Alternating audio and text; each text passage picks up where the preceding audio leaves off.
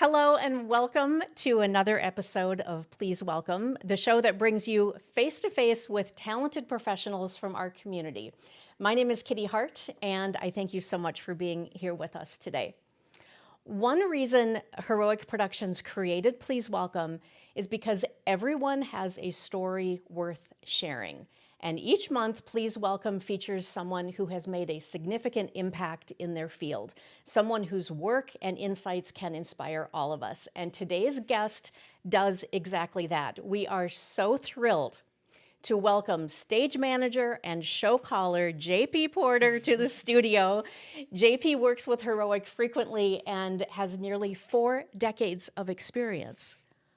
Did you start when you were 12 years old? Kind of, yeah. I was inspired when I was 12, yes. Oh my gosh. It was a very definitive moment when I remember being inspired by Really? audiovisual. Okay, well, we want to hear about that. Okay. You are an absolute powerhouse in live event production. you. And I first want to say that, well, thank you for carving out time in your schedule because we know how busy you are.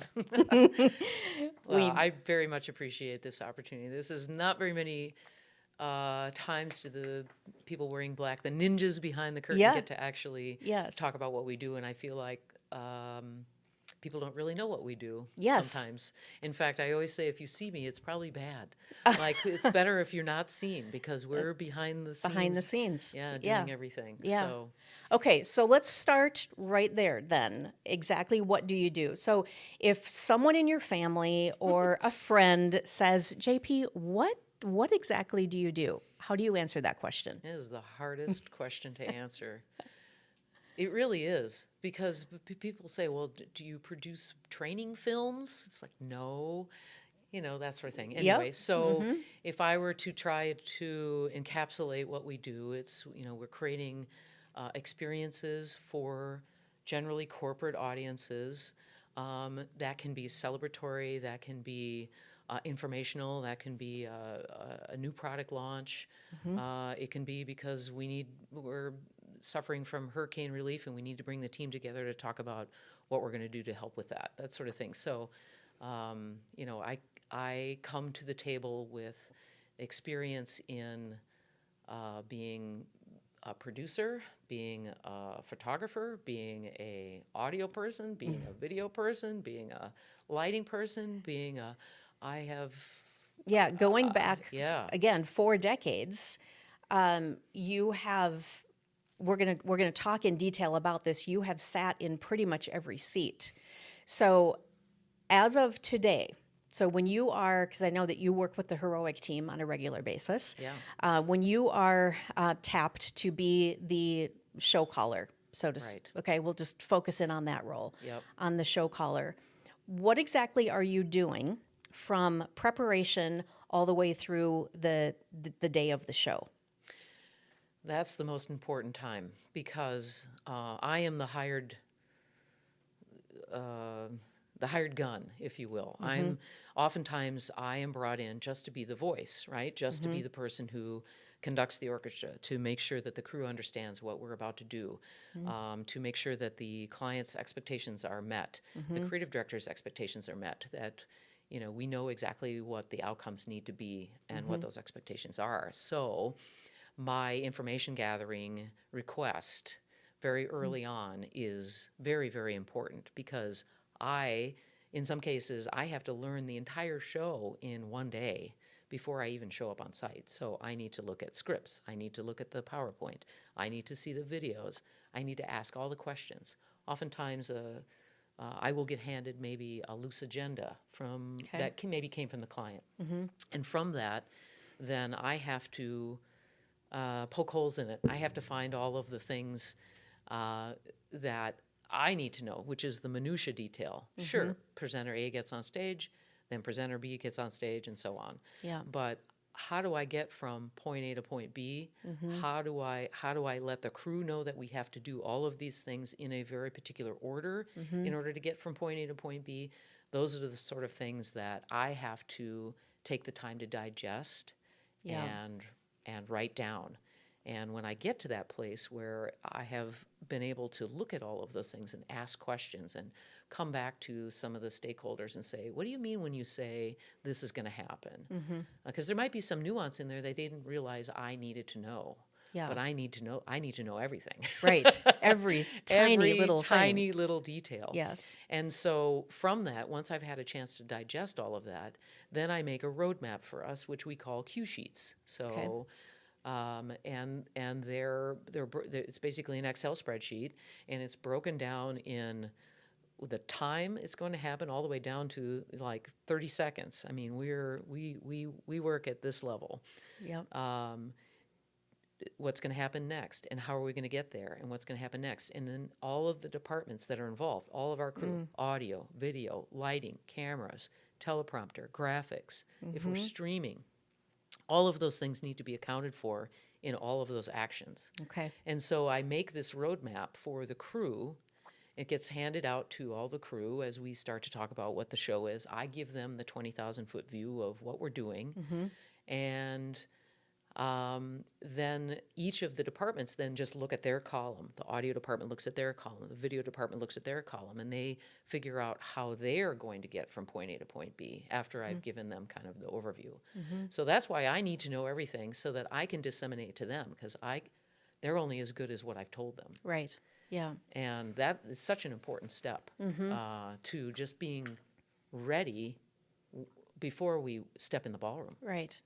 So there are a lot of people who tune in to Please Welcome are in the meetings and events world.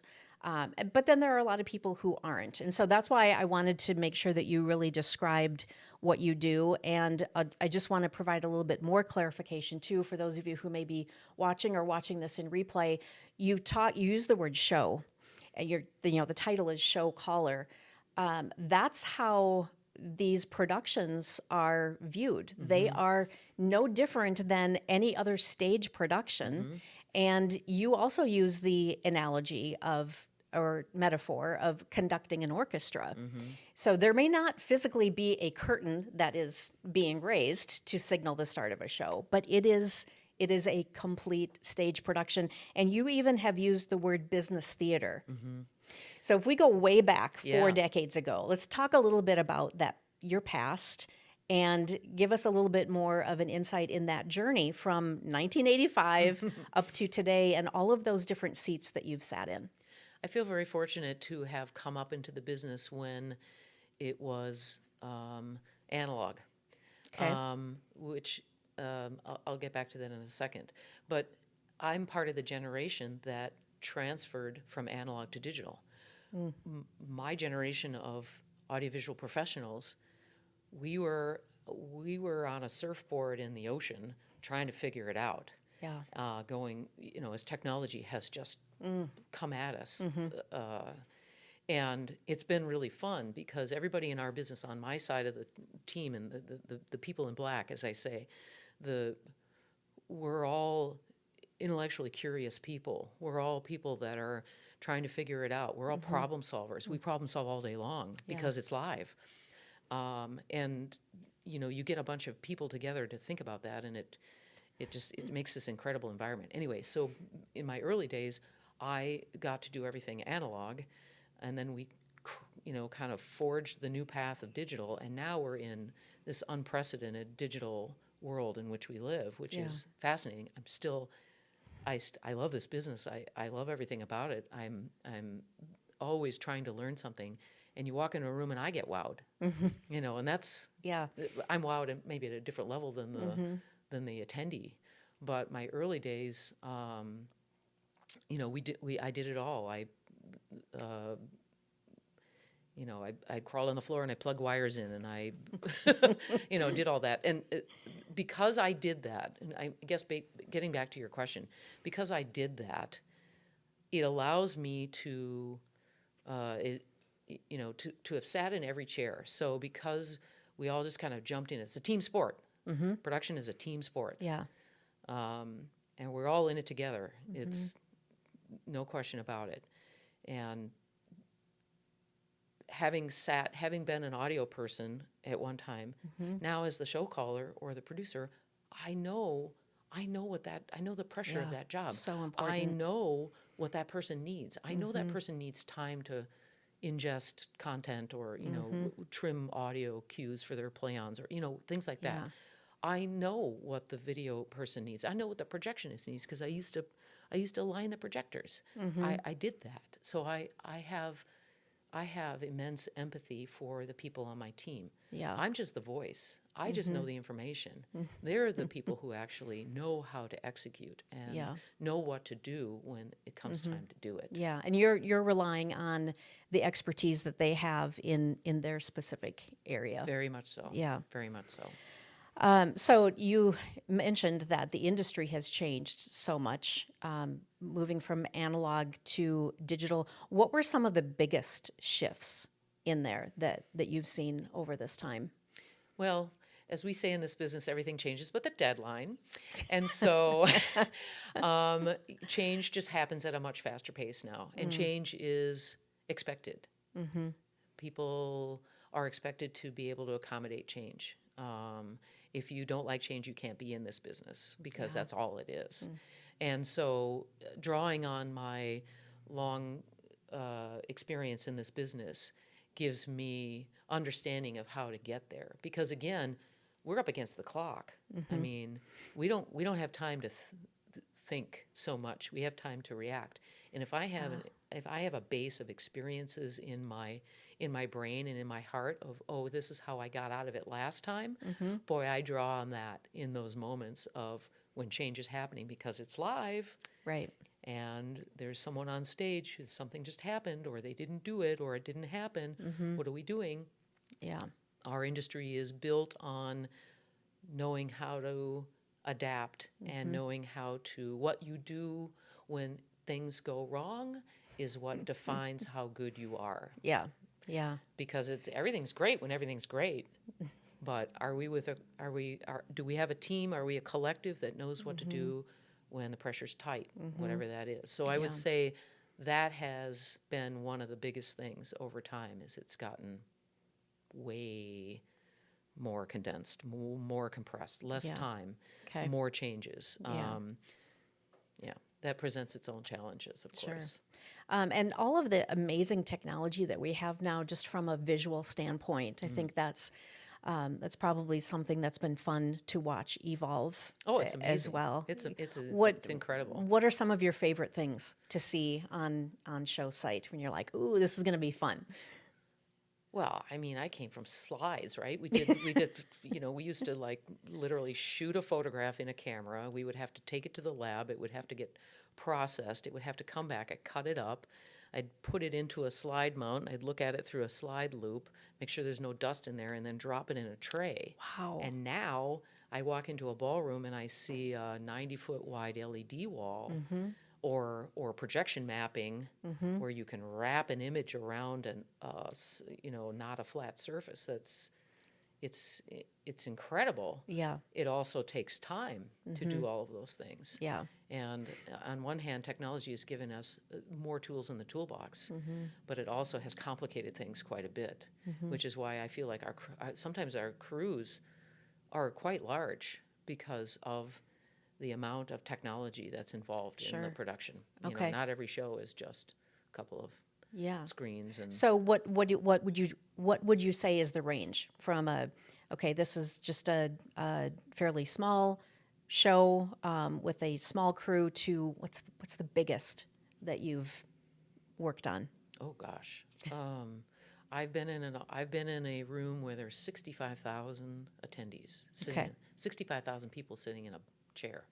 But you know what? And I've been in rooms where there's 10 people in a chair. And to be honest with you, the work is the same. Yeah. There's more of it when you have because it's bigger in scale. Yeah. And typically, if you have a show that has 65,000 attendees, there's a lot bigger budget. But there's still the preparation that I have to do and that I have to get to the crew to conduct the orchestra is exactly the same. Yeah. I need all the information. I need to know what needs to happen.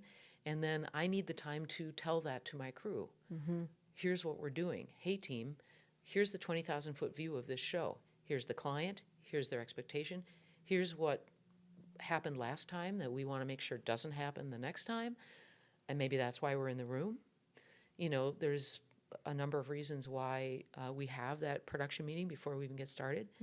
And then once we get into it, we're using those cue sheets as our roadmap, and we're rehearsing, we're practicing, we're going through every nuance so that we have the chance to see if there's something that could be done better. Yeah. And that's where I rely on my crew.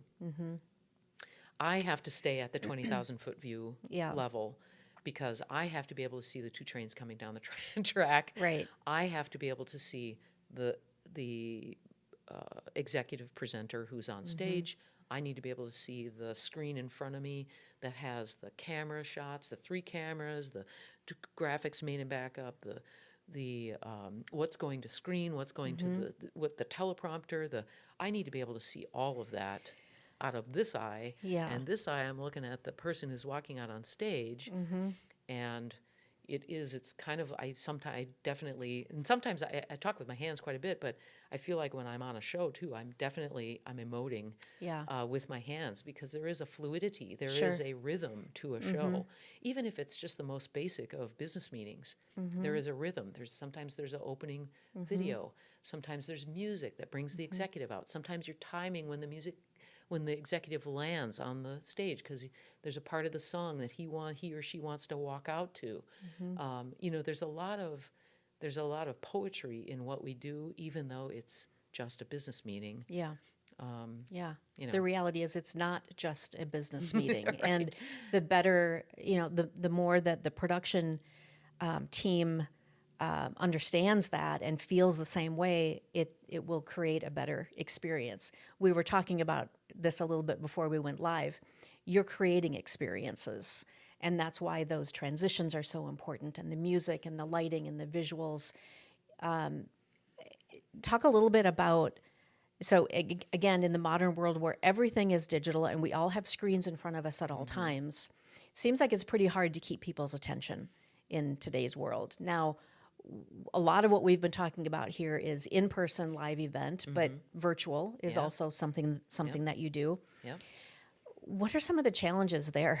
And maybe I just stated one. It's hard to keep people's attention. Yeah. What are your thoughts on that?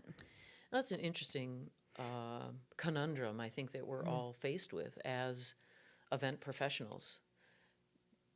The client comes to us and says, we need to create a wow factor. We need to create a vortex, a focus, it's like, I go back to my team sport scenario, because the creative director might have some good ideas, the client might have some ideas, and I might have some ideas, and everybody on the team might have some ideas, and we all throw it in the bag together and see what we can come up with sometimes. Yeah. And sometimes it's dictated for us. How do you keep someone's attention? I'm not sure how you do that, because we live in a world in which, like you say, we're in front of distractions screens, in front of us. and my email is just ding, ding, ding, ding, ding, ding, ding. How do I get the work done? The one thing that I really love about what we do is that as we're building up to traveling, because there's all this pre-production time, we're preparing for the event. Whatever your department is, everyone's preparing for it. I'm preparing for it by learning what the show needs to be so that I can disseminate all that information to the crew. When people get on site, first of all, they've got on an airplane to get there, crew included. They've got on an airplane to get there. And now our bedroom is upstairs, usually in a hotel room. Yep. And the only thing we do is we go up and down that elevator. Right. We get up, we go down, we go to the ballroom, we go back up, we go to sleep, and we do it over and over and over. And so do the attendees. Right. And so there's something about being in a very hyper-focused environment by being on site. The attendees are with their peers, maybe. They're with their fellow people that they haven't, especially after COVID. No one had seen each other. Our first shows right out of COVID, you couldn't get anybody out of the room. You know, That's right. we'd get to the end of the show and people will be lingering and we're like, you gotta go. Yeah. We have to, you know, we have to rehearse or we're using this room for something else, you know, Yeah. because people like the Just human wanted to be there's a human together. connection. They wanted to be together.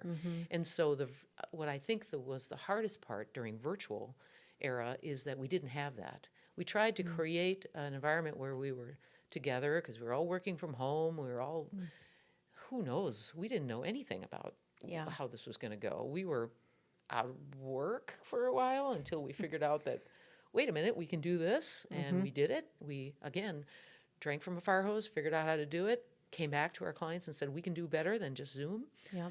We can create a platform. We can we can have some gamification. We can bring some people together. But to be together as human beings, that's what I still see in whatever 2024. I mean, we're several years out of COVID here. Yeah.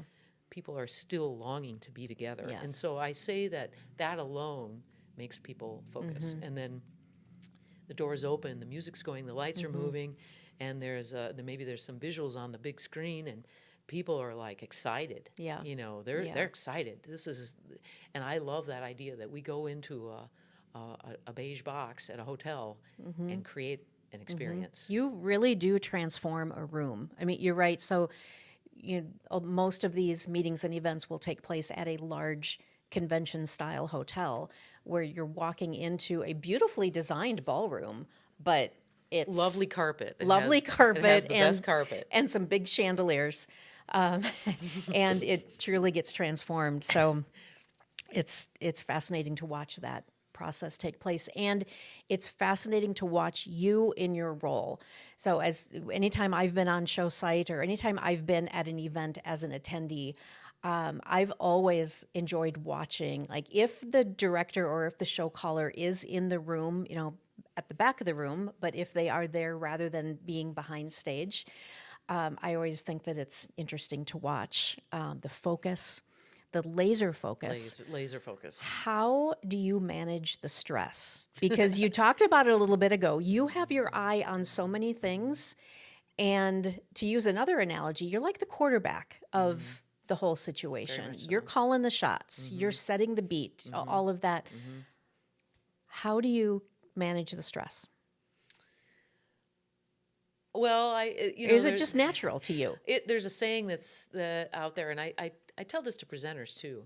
If you're not a little bit nervous, you're not going to perform very well. So I think that all of us go into a show excited about what we're about to do. And if we have clear communication, if I know what needs to be done and they know what needs to be done, and we have that opportunity to know that we've got this, and we've had rehearsals, and we've had practice, we've had cue to cues, we've had tech rehearsals, we've worked out all the kinks, and we go into it, and it's very much like going into a sporting. You're like, oh, let's go. It's team. You're running through the tunnel. Let's go. Yeah, I mean, let's do this. I mean, we've been talking about it. We know it. We practice it. Now let's do it. So there's stress. There's a lot of stress in our business. There's no question. Some people compare it to being an air traffic controller. Sure. We just don't have lives at stake. No one bleeds on stage, hopefully. Yep. Knock on wood. I've never had anyone bleed on stage. But I think that just like anything, when you're prepared, there's a calmness of that. And I'm also surrounded by, as I say, subject matter experts. Yeah. I'm just the voice. They're I need them and they need me. Yeah. And it's very much back to that team sport thing. We're in this together. I'm hopefully going to guide the swivels in the road if they come, because they always come. Yeah.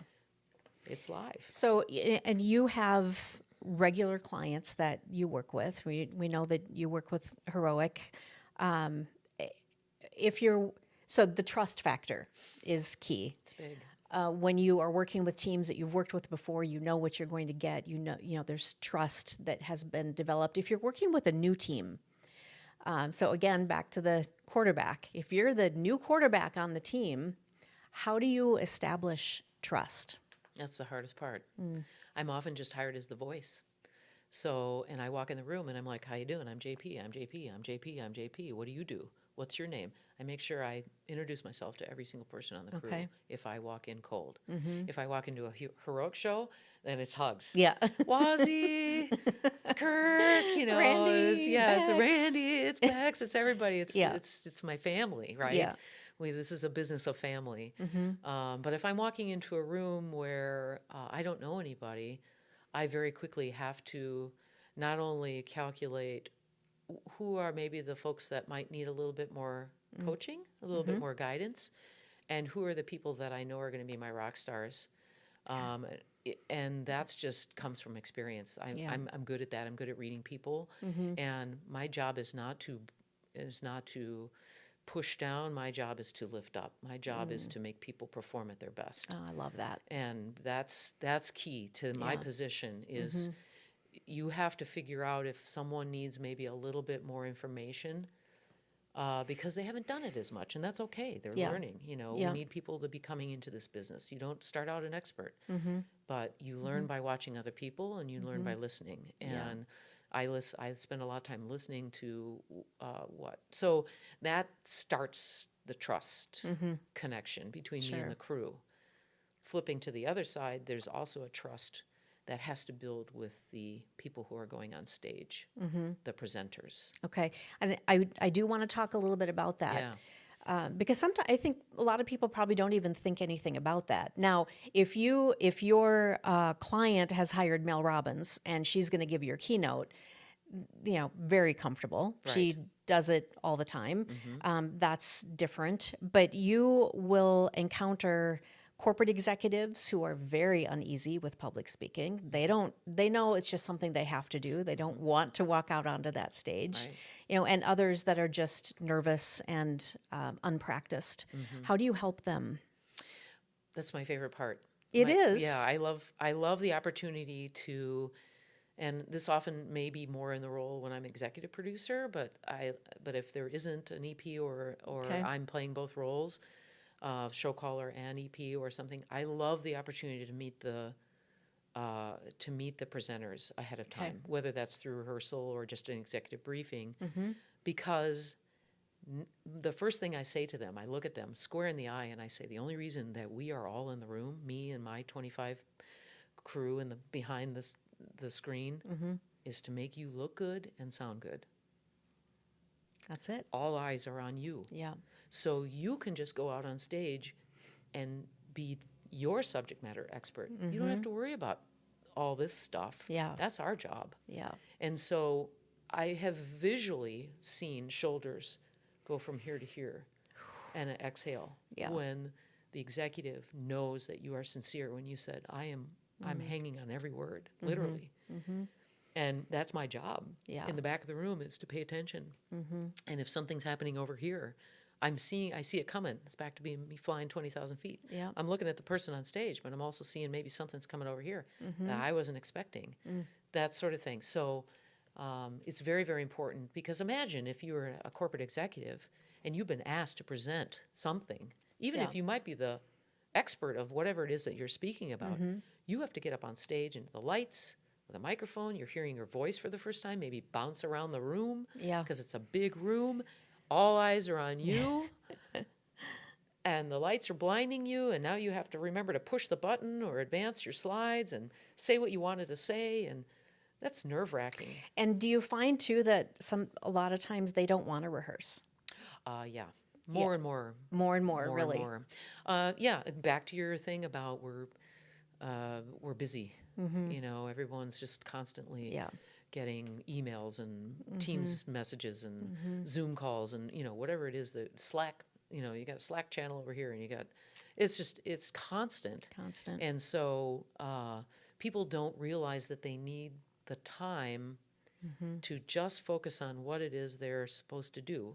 It might only be 10 minutes on stage, but you still need to rehearse for that. You still need to prepare for that. We as a crew need to prepare for that, and we prepare and prepare and prepare. But we also need to include the person who's on stage, right? So our preparation starts before they even walk in the room.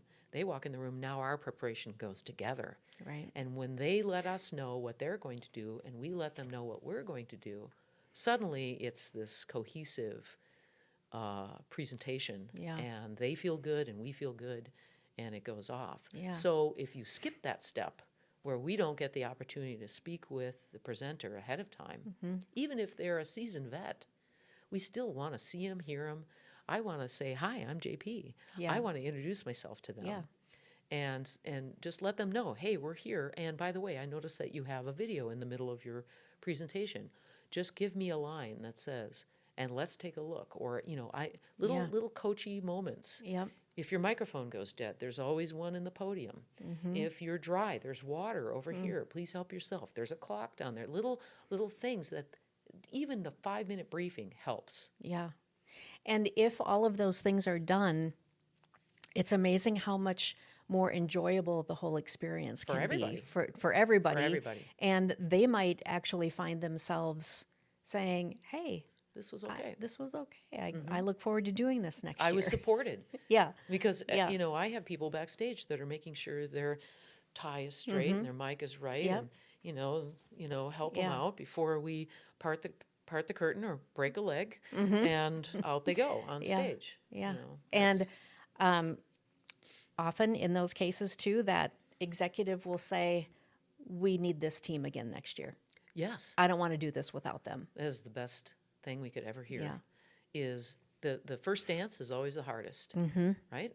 We're stepping Mm-hmm. Yes. on each other's toes. We're trying to figure out each other. We're trying to accommodate each other. Yeah. But boy, to have the opportunity to do it again is a gift. It's a gift. It's a gift for both sides. Yeah. They walk in and they go, "Oh my gosh, it's JP," or whatever. And you're just like I do when I walk in and I see a crew I know. Same feeling. Yeah. So stress level can go down. That's you manage stress by preparation, really. And I mean, we can apply that to all areas of life. When did you know that you wanted to take this direction in your career? As a show caller, As a where did you go to school, and what was your degree? so I came out of college with a dual degree in radio, television, film, Okay. and visual communications technology. So I'm a little bit technical, and I'm a little bit creative. Okay. And so I'm a little bit of a unicorn in that sense.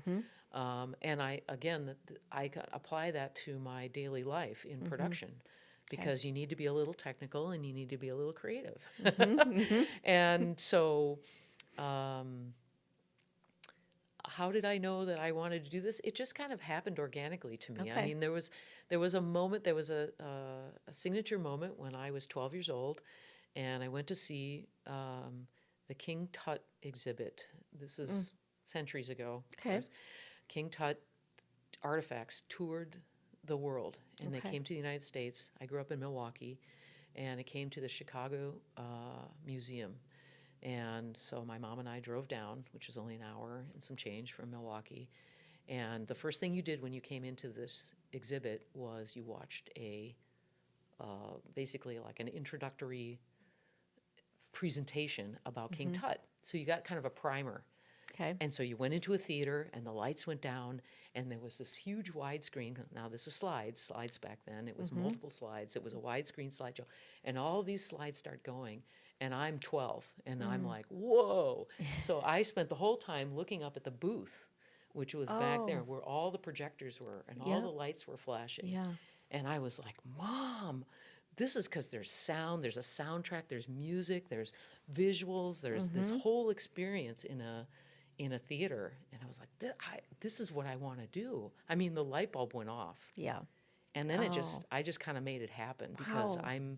I love this business. I love everything about it. I want to know everything about it. I want to learn. I want to know a little bit about a lot of things. Yeah. And so that's it keeps me excited and interested. And it's been going on since I was 12. That's amazing. I love that. I'm assuming your mom knows that was a pivotal experience for you. I don't know. Oh, that's you should. That's a good yeah. question. Yeah, Mom's gone, but I Okay. could. She probably did. Yeah. I mean, and my dad was an artist, so he was the one Okay. who made me realize that I was creative. Mm-hmm. So, and then my brother's an engineer, so the engineer side. I mean, our Okay. family, we're very hands-on. Yeah. That's what I love about this business. It's very Yeah. hands-on. Yeah. Well, I'm sure you are an amazing teacher and mentor to young people who are coming into the industry. I want more of that. What can we do to get more? What is happening in the education system as far as, around this area of expertise, and what can the industry be doing to bring more people in? If I was 20 years younger, I would start a school right now. I'm not kidding. I've said this 1,000 times. Yeah. I know everybody that I could call in. I can call in Wazi for Audio Day or Audio Week, and we talk about audio, and just to help people realize that this is a viable industry. Yeah. The people behind the curtain we're working all the time. Yeah. Meetings it's are alive not- and well. Meetings are not going away. Yeah. We've been, as a human society, we've been meeting. I mean, think about the caveman. Let's build a fire, let's draw hieroglyphics on the wall and go out and get that antelope. I mean, we're still doing that. Yeah. We're getting in a room, we're putting our visuals up on the screen, and this is the edict from above, and this is, as a company, here's the message that we want all of our people to know at once. It's never going away. Yeah. And I feel like there needs to be more of a feeder system for us, because people kind of trip into our business. They come from theater, they come from TV, they come from rock and roll or music. There's all kinds of places. The sports, broadcasting, things like that. Yeah. And we all kind of come together and bring our strange little world all under one roof. I wish there were more mentoring opportunities. I wish there was a little mini JP standing next to me. Yeah. I really do. I don't see anybody like myself who was I was a sponge. I wanted to know about it, learn about it, Yeah. experience it all. I just don't see it, and it goes back to maybe we're so busy now that we just don't have the time to make that happen, or Yeah. if people aren't presenting themselves to me, maybe. I don't know. Well, I would love for that to happen more, honestly, Maybe- especially at this point in my career. maybe this can be the start of that. There you go. So maybe somebody watching or listening today feels the same way and could look at this and say, yeah, there's definitely a need, and here's someone with a wealth of knowledge and to kind of pave the way. I've heard other people say the same thing. So it's hard to. So you, again, 4 decades in the industry, you are poised to.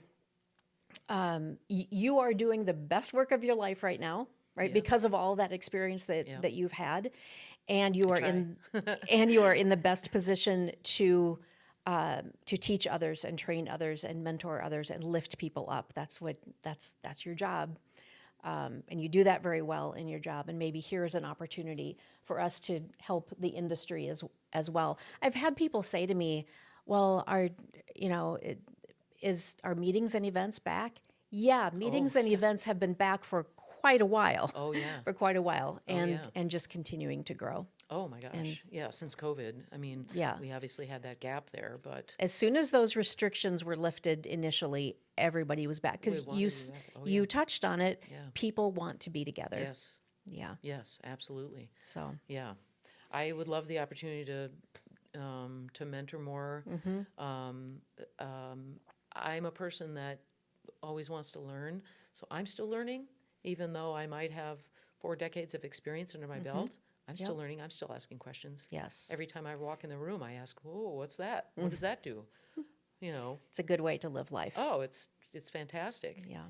And that's what I love most about this business. You never stop learning, and you're constantly around people who are some of the most interesting people in the world. Are people in the audiovisual production business. We can talk a little bit about a lot of things. Yeah. Yeah. Well, this has been such a pleasure. Thank you so much. Thank Yeah. you for carving out your time.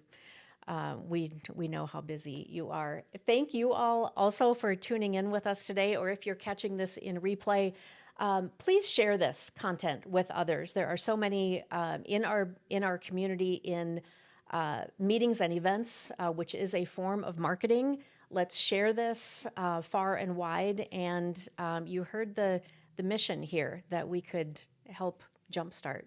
So thank you for tuning in. Remember to stay tuned to All Things Heroic here on LinkedIn and also online at heroic-productions.com. And please welcome